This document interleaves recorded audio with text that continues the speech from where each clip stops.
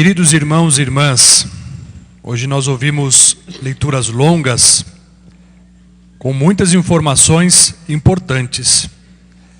E a gente tem que tomar cuidado, ao menos eu tenho essa impressão, que a nossa capacidade de guardar as coisas, de memorizar, estão diminuindo. Então, às vezes a gente está num assunto, passa um passarinho, a gente perde a atenção do que quem estava conversando. E às vezes pode acontecer isso na missa também. Eu conheço gente que já me disse que quando vai à missa, às vezes chega na hora que o padre vai fazer a homilia, que é esse momento, vai encostando assim, a voz do padre vai entrando no ouvido, vai virando um sonho bonito e não ouve nada, né? Às vezes entra por aqui, sai por lá. Aí você fala assim, olha, fala o nome de 3 dos apóstolos. Não sabe.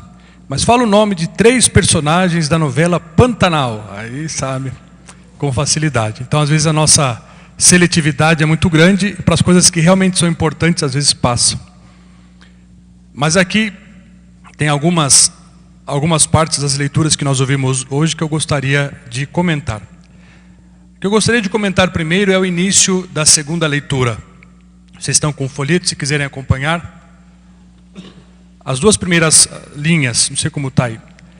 A fé é um modo de já possuir o que ainda se espera. A convicção acerca de realidades que não se veem. Então se alguém perguntar para você, você tem fé? Imagine que todo mundo vai dizer, eu tenho. Mas o que é a fé? Aí você pode dizer assim, conforme disse São Paulo na carta aos Hebreus, a fé é um modo de já possuir o que ainda se espera. Ou seja, é ter algo que agora você não tem, algo que você está esperando, né?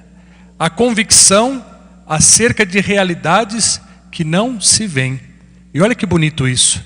Então a fé é a gente saber que coisas nos esperam. Nós não as temos ainda, mas nós temos, já a possuímos porque nós sabemos que vai acontecer.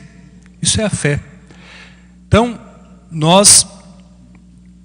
tantas coisas que a gente fala, que nós falamos da nossa profissão de fé, nós acreditamos, mas nunca vimos, nós acreditamos e nunca experimentamos, mas temos certeza que teremos. Para dar um exemplo simples, vamos supor que o seu sonho é ter um carro. Aí você já começa a imaginar aquele carro. Aí você fala, quero aquele carro tal. Vou falar um sonho dos jovens do meu tempo aqui de Campos do Jordão, né? Eu queria ter, sei lá, um Monza para eu rebaixar, deixar bonito. Aí começa a pensar naquele carro rebaixado, arrastando nas lombadas, feliz. Não tem ainda, mas vive como se já tivesse, porque fica pensando naquilo. Isso é a fé. Mas nós estamos falando de fé em coisas realmente importantes, coisas que realmente valem a pena trocar a nossa vida. Por isso que a leitura continua e Paulo traz os exemplos de fé de Abraão, que partiu para uma terra desconhecida, sem saber nem onde era, de Sara, que mesmo estéril foi capaz de ter filhos, do próprio Abraão, que vai para sacrificar o seu filho Isaque, para obedecer a Deus, porque acreditava, tinha fé em Deus, e depois nós sabemos que o anjo veio e impediu que aquilo acontecesse, mas foi pela fé. Então nós temos que ter isso.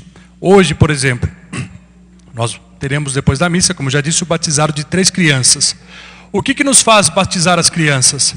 A fé de que eles vão crescer dentro de uma família que vai dar exemplo, né? Por isso, pais, padrinhos, tem que ser exemplo para os filhos. É bonito falar, nós vamos batizar, mas depois nunca mais vai à missa, depois nunca mais vai à igreja, não tem exemplo, não vai. Então a gente batiza quando criança porque os pais se comprometem, eles vão fazer um juramento na hora do batismo, que vão educá-los na fé, né? E por aí vai. Depois, nós tivemos aqui no Evangelho que nós ouvimos de Lucas, Jesus que nos impele a trocarmos os tesouros desta terra pelos tesouros do céu, né? Depois ele diz, vendei vossos bens e dai esmola. O que Jesus nos diz? Não fiqueis apegados às coisas desta terra. Tudo desta terra é perecível. Por isso ele diz, fazei bolsas que não se estraguem, ou um tesouro no céu que não se acabe. Ali o ladrão não chega, nem a traça corrói. O que nós vamos levar deste mundo? Nada. Nós temos que juntar os nossos tesouros no céu. E como é que a gente junta tesouro no céu? Vivendo como Jesus viveu. Como é que Jesus viveu? Dando a sua vida pelos outros. Ou seja, renunciar à própria vida para fazer dela doação. Quando ele fala aqui, vendei vossos bens e dai esmola, não é simplesmente, para você ficar distribuindo moeda na Bernécia para quem te pedir, né? Lá em Roma, onde eu moro, tem muita gente que pede dinheiro. E são profissionais, eles falam todas as línguas, é um barato. A gente que mora lá já sabe que não é o caso, porque tem gente ali que vive muito bem, mas tem aquilo como uma profissão, né? Mas não é isso. Quando diz dar esmola, é você ter misericórdia e sentir a dor do outro. E não é só aquele que está pedindo dinheiro na Bernécia. Às vezes na rua da casa da gente tem gente precisando de ajuda.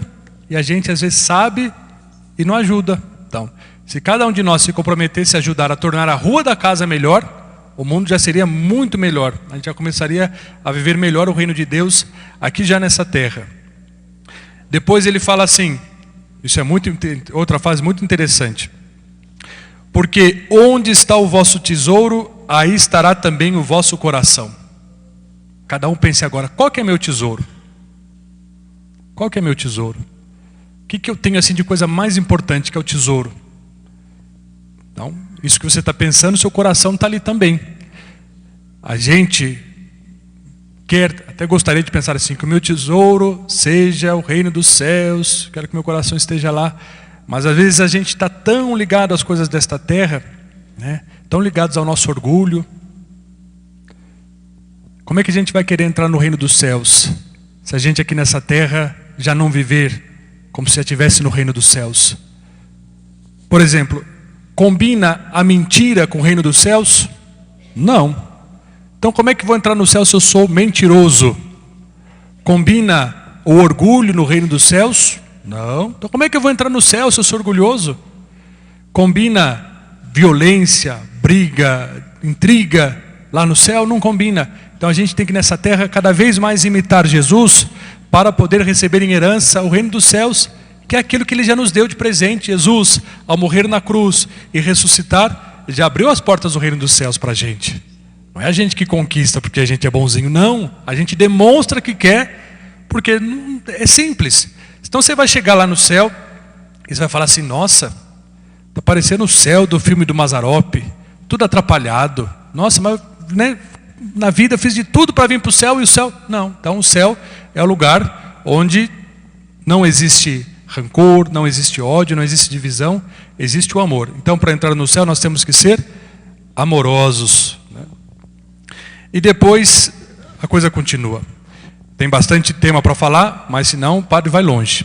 Então que a gente lembre-se disso, que nós saibamos saber o que é a fé, aquilo que nós ouvimos na segunda leitura, e que nós saibamos que nós devemos trocar o que a gente acha que tesouro nesta terra pelos tesouros nesse céu. Porque Jesus nos convida nessa missa de hoje a sermos vigilantes, porque Ele vai voltar. Quando é que Jesus vai voltar? Não sabemos. Quanto tempo de vida nós temos? Também não sabemos. Não quero assustar ninguém, mas teve uma senhora, Dona Maria Rosa, fez leitura na missa, vocês ficam atentas, hein? E no final da missa ela faleceu, na igreja, né? Pum, teve uma morte santa, olha que morte bonita. Então, ontem rezando lá na comunidade do bairro do Torto, eu perguntei isso, né? Mas a gente tem que pensar nisso. Quem de nós aqui será o próximo a morrer? Tem que pensar assim, eu acho que deve ser eu. E começar a mudar de vida. Não falar assim, eu acho que é fulano, porque a nossa indicação sempre vai para o outro, né? A gente sempre tira da reta da gente. Para saber que nós temos que estar preparados, né? Como diz Jesus aqui, se o dono da casa soubesse a hora em que o ladrão iria chegar, não deixaria que arrombasse a sua casa. Vós também ficai preparados, porque o Filho do Homem vai chegar na hora em que menos o esperardes. Louvado seja nosso Senhor Jesus Cristo. Para sempre seja louvado. Creio em Deus